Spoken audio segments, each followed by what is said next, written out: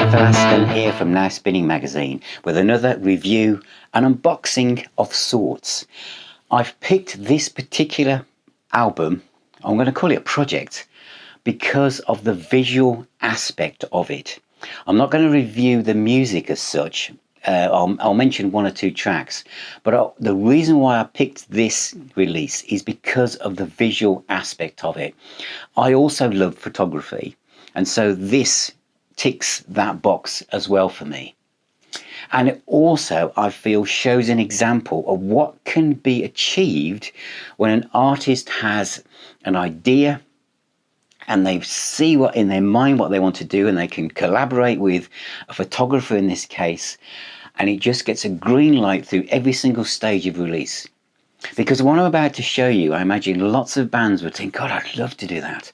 I would just love to do something. And whether it's a release, a box set, or whatever, I can just imagine the amount of people that will say, you can't do that. You'll have to drop that one disc. No, that photography can't be used. We're not licensing those unreleased tracks. That booklet will have to be reduced in size. It's going to cost that much money. We're only going to press this many.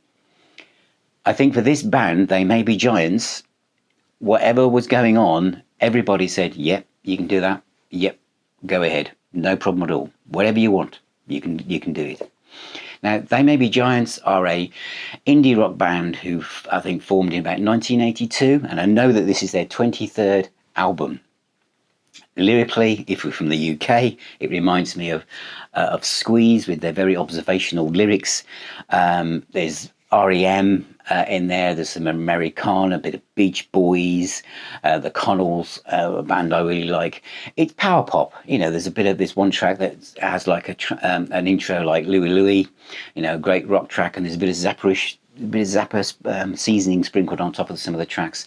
But the reason why I'm showing you this is because of the package itself, because I think that there's only one CD in this, but it's as if it's a book from a box set that costs hundreds of pounds. And I just felt that you'll see reviews for this album, which is called Book, by They May Be Giants, probably all over the internet. But what you won't see is anyone going through, their visual idea of what it was they wanted to achieve. And that is what I want to show you today. They May Be Giants and their latest release called Book. And this is the Deluxe edition, which comes with a 140-page book, cloth-covered book. So this is like the sort of thing you would find in an absolutely enormous box set. The CD lives in this little pocket here, and there's just one CD. That is it. And as I was saying, there's no budget constraints here, because you'll see as I go through it, the amount of blank pages or pages with not a lot on, that somebody who counted the cost of things would have said, you can't do that, cut that out, we've got too much space. But what they've tried to do, I feel, is create a feeling of going through an art exhibition that goes with the music. It's all typed on a normal typewriter as well, at the typesetting.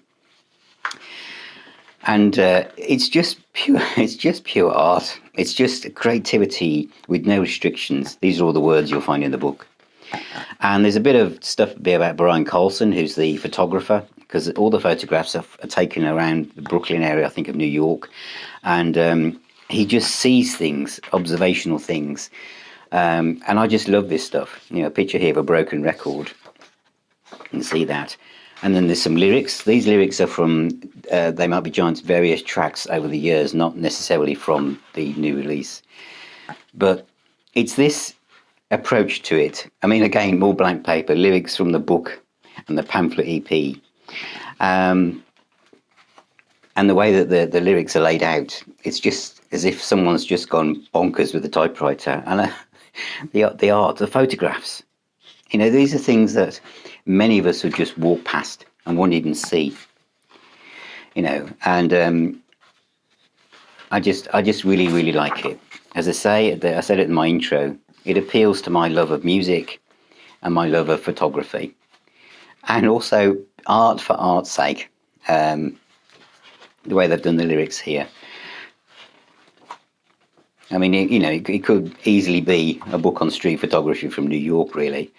Under this guy's tie. So again, I'm not going to concentrate too much on the music, just to show you the package, because I'm sure that as this album rolls out, you'll see lots of reviews about it, but you probably won't see anybody going through the book like this. So it's just to give you an idea.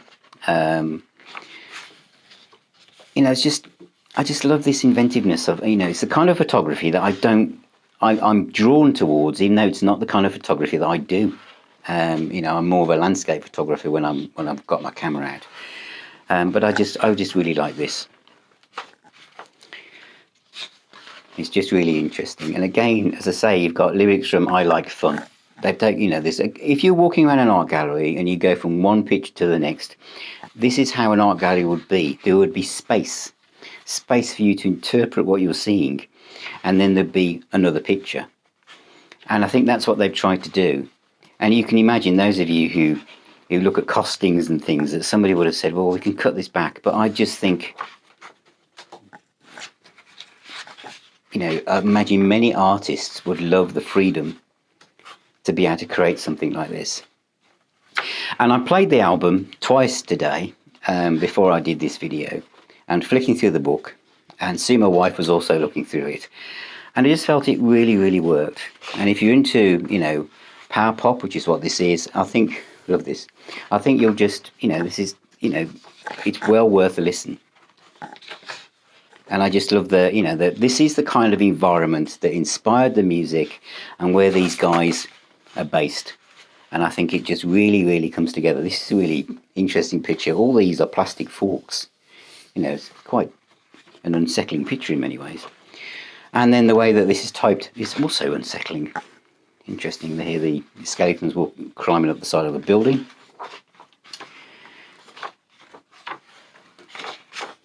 But great. And again, this is my kind of thing. This is this triggers me. I love this.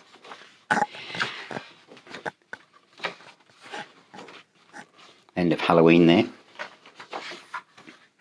Some plastic bottles floating in the water. Nice reflection to the sky. This bit, the way that's typed here, reminds me of Perpendicular by Deep Purple. I can bring Deep Purple into any review. I have no hassle with that at all. And then it's finished with some lyrics and a couple of more pictures from the streets of New York. Lyrics, and probably the most normal photograph in the whole book of a woodland scene. And then you've got the track titles and the credits for the album.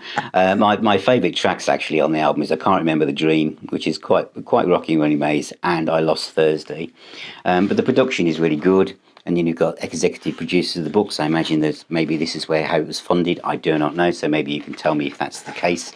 And I think this is an example of what happens when you bring art and music together to produce a physical item that, for fans of this band and for fans of photography even, and music, it's perfect. So that is Book by They May Be Giants. A really good example of what can be achieved with the marriage of different artistic disciplines, collaboration with this time with a street photographer. So you've got a book that is literally like walking around an art gallery, a visual representation of what the band could see in their minds, and then the music to go with it. And I think that this is an unusual package in the fact that I can imagine lots of bands would think, God, I wish we could do something like that. And maybe now they can. So that's the They May Be Giants book, which has only just been released. And if you're a fan, you're going to want this. But if you're a fan of photography or coffee table books on street photography, it's still a really, really good piece. A good piece of art. So thank you for watching. Thank you for subscribing. Thank you for ringing that little bell so you don't miss anything in the future. And I shall see you on my next video.